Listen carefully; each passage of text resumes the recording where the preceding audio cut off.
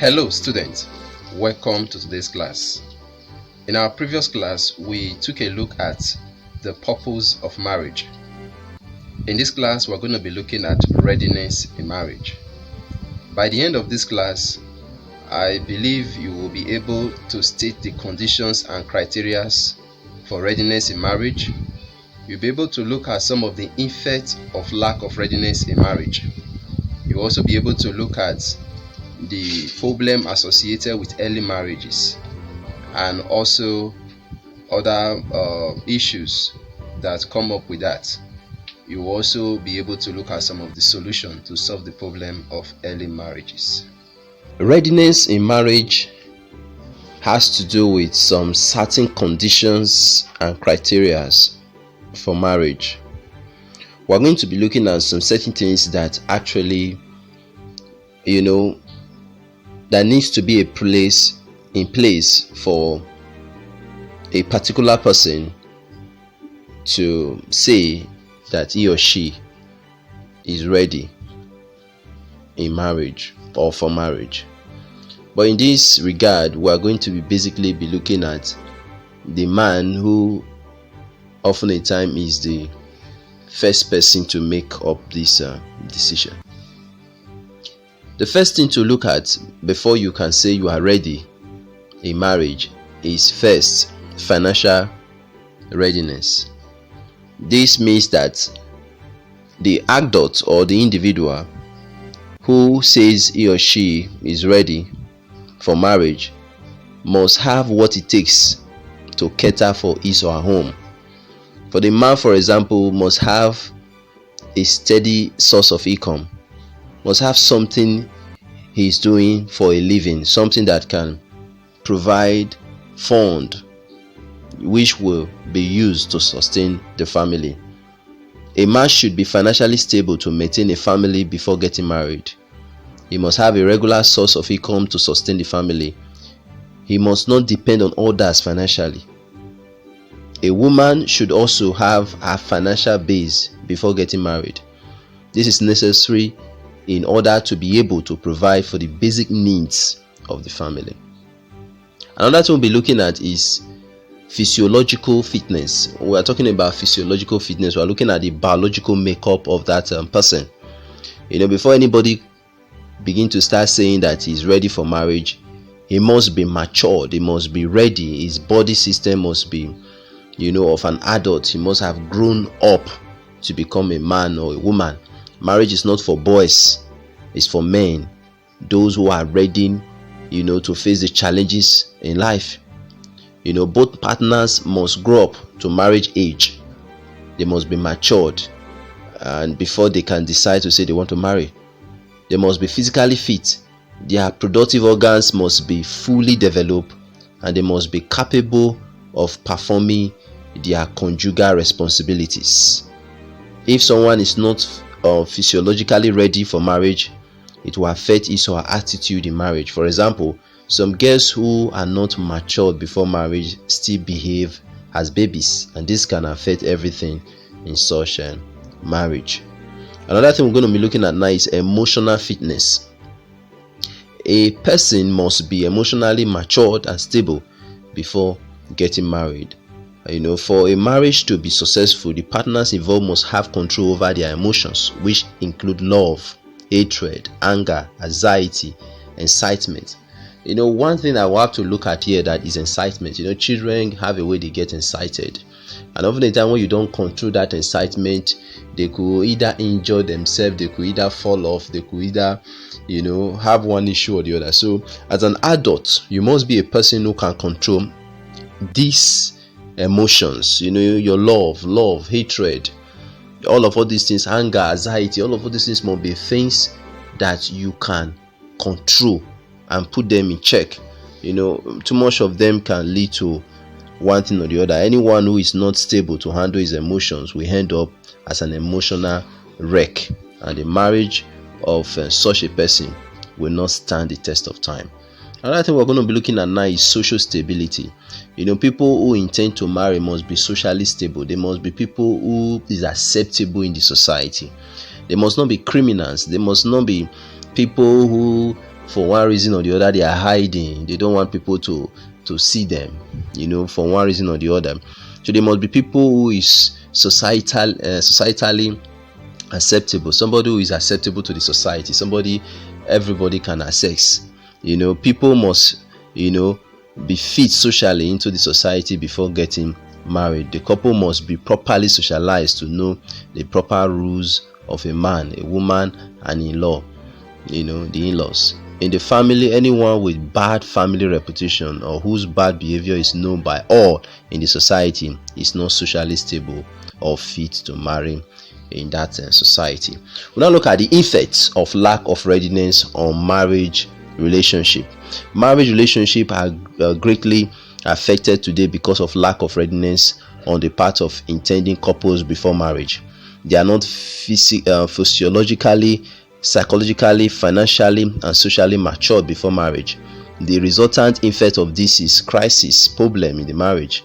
We'll now look at some of them. One of them is that there will be hardship in the family as a result of the financial problem. That's one of it. Divorce or separation may occur when a man or a woman marries someone he or she does not love. This is another issues that can come up when people are not ready for marriage. Another thing is health problem. Health problem may arise when little girls contract diseases as a result of inability to give birth. Like they practice in the north when they give younger children that are still under 13, they give them out in marriage. During childbirth, and one thing or the other, they could have contact or have one disease or the other that can affect everything about the life of that baby. Another one is lack of happiness as a result of forced marriage or due to pregnancy. When people are not ready for marriage, or they are not up to the age of marriage for one reason or the other, their parents force them into that marriage. It can result to them not being happy throughout their days of life. All the time they are going to be in that marriage, they are not happy, they are sad. They start expressing anger and all of that. So all of that can also be another issue. Another thing is that there will be constant fighting and disagreement, which will result in instability of the marriage. There will be constant quarreling, there will be issues coming up here and there, and often the time it could get to a point where they say, now okay, if you guys cannot get along, just separate. Another thing is that children from such marriages become destitute and are based or abused, as most often times they engage in street trading or hawking. Children from such marriages, when the marriage is not stable, they begin to fend for themselves, and issues can come up at the time they are trying to make life or make ends meet. Other things we are going to be looking at now is problems or dangers of early marriage. Early marriage, or child marriage, as the case may be, is known as an informal union or customary and statutory union before the age of 18. Although early marriage extend to boys as well, the number of girls involved in it is far greater, and they are disproportionately the most affected. Early marriage is a situation whereby someone is giving out in marriage, like I earlier said, in the case of the Northerners, when they marry out their children before they are, or at the age of 13 years, they are not even up to 18. Early marriage is a situation whereby somebody is giving out in marriage before he's 18, and all of this can affect everything for that child. Because the child is not ready. Like we earlier said, before you have to start thinking about marriage, you must be physiologically, psychologically, financially, and socially stable and ready before you can say you want to marry. So a child who is around 13 years is not having any of this development, and as such, that child, because he doesn't have a choice as at that time, the parent is making choice for her or him. They go into that marriage, eventually end up becoming one thing or the other by the end of the day. Define the term early marriage. List 3 effects of lack of readiness on marriage relationship. We'll now look at some problems associated with early marriage. One is inability to solve problems that may arise in the marriage because they are still young. They are, still a child. They will not even know what to do when issues come up.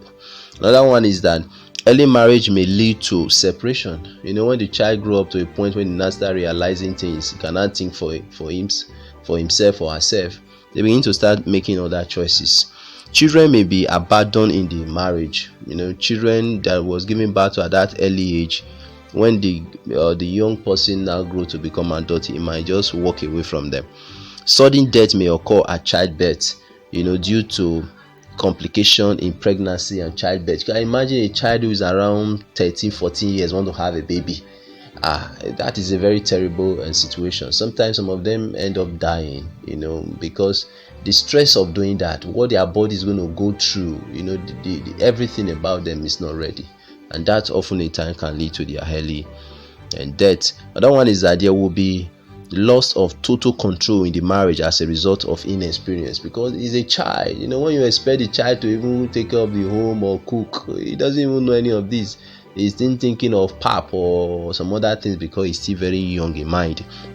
Another thing is early marriage may cause hindrance to the attainment of educational aspiration of an individual, especially the female child. Early marriage can also cause a situation whereby that child will not even be well developed educationally, may not even have any reason to go to school as every adult should. Another thing is solution to the problem associated with early marriage. One is that public enlightenment, awareness of the problem associated with early marriage. So in the situation of solving this problem, a public enlightenment must be conducted. People must get to know the problems that are associated with this early marriage, so that they can begin to start avoiding it, more especially in the northern region of this our country, Nigeria. Another thing is the practice of abstinence. The practice of abstinence, to get to learn to know to abstain from sex, to know when to be ready, for sex, to know when to grow up. And the only ground for which sex is allowed is marriage. So you must grow up, you must be ready mentally and otherwise, and then you have a partner, and then your both parents get to know about it. Marriage is conducted, and after that, both of you go to make your home. Another thing is laws should be made, punishment prescribed, and enforcement engage parents who give their children out in early marriage. So there should be laws to address this, and parents who do that should be arrested. Another thing is that government should create employment opportunity, as one of the major reasons of early marriage is financial hardship of victims. So when some parents cannot take care of their children anymore, they begin to give them out in marriage. So when there are employment opportunity and these parents can cater for their children, they will train them, take them to all the stages of education. They will not be thinking of giving them out in marriage. Another one is that parents should show love to their daughters and create a happy home for them, as some girls opt for early marriage out of the need to be loved. Another thing is that some children, when they are growing up, they feel like their parents do not love them, they are not showing them love, so they'll be looking for a man who wants to show them love. That can also be a reason why they will begin to start even asking for their parents to give them out in marriage. Another one is that youth should be mindful of whom their friends are. Be careful of the type of advice they listen to, and so on and so forth. Some youth also get to meet up with some persons who are not of good conduct. They begin to also advising these younger ones to learn and to also follow them in the direction that they are going. And this often in time lead into things that at the end of the day everybody will be regretting. Enumerate 5 problems associated with early marriage.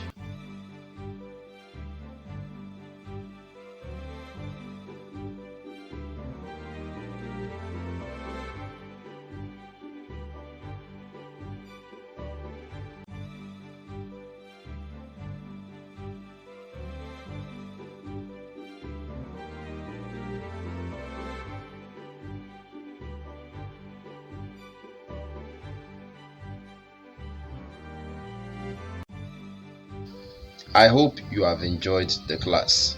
During the course of the class, we looked at the conditions and criteria for readiness in marriage. We look at the effects of lack of readiness in marriage. We also look at the early marriage and dangers associated with it. This is all we are going to take for this class. In our next class, we will continue with another topic. See you in my next class.